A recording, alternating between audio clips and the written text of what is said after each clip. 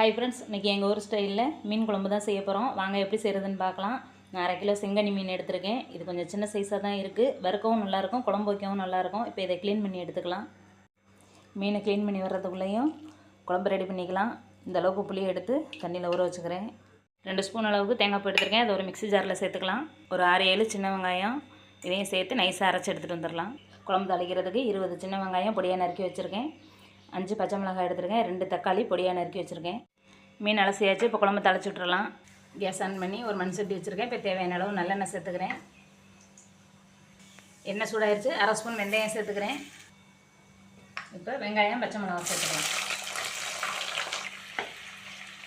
வெங்காயம் செவந்துருச்சு. இப்போ தக்காளியை சேர்த்துக்கலாம். தக்காளி வெங்காயம் நல்லா வதங்கிடுச்சு. இப்போ 3 ஸ்பூன் மீன் குழம்பு மசாலா சேர்த்துக்கிறேன். இதில் மிளகாய், சோம்பு, சீரகம் எல்லாம் சேர்த்து அரைச்சிருக்கறனால வேறு மல்லிப்பொடி போட வேண்டியதில்லை.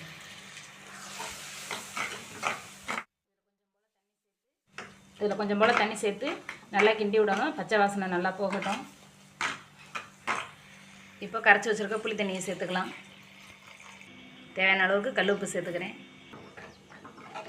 குழம்பு நல்லா கொதிச்சு வரட்டும். ஒரு மூடி வச்சு மூடிடலாம். குழம்பு நல்லா கொதிச்சிருச்சு. இப்போ கேஸை ஸ்லோ ஃப்ளேமில் மாற்றிட்டு மீனை சேர்த்துக்கலாம். அரைச்சி வச்சுருக்க தேங்காயும் சேர்த்துக்கலாம். கொஞ்சம் போல் கருவேப்பிலை, மல்லித்தலை எல்லாம் சேர்த்து நல்லா கலந்து விட்டுட்டு ஒரு மூடி போட்டு மூடிடுவோம். 5 நிமிஷத்தில் மீன் குழம்பு ரெடி ஆயிரும். குழம்பு நல்லா கொதிச்சிருச்சு. இப்போ கேஸ் ஆஃப் பண்ணிவிட்டு குழம்பு இறக்கிடலாம். நல்லா சூப்பராக நமக்கு தகன்னு மீன் குழம்பு ரெடி ஆயிடுச்சு. இந்த வீடியோ பிடிச்சிருந்தால் லைக் பண்ணுங்கள். தேங்க்யூ.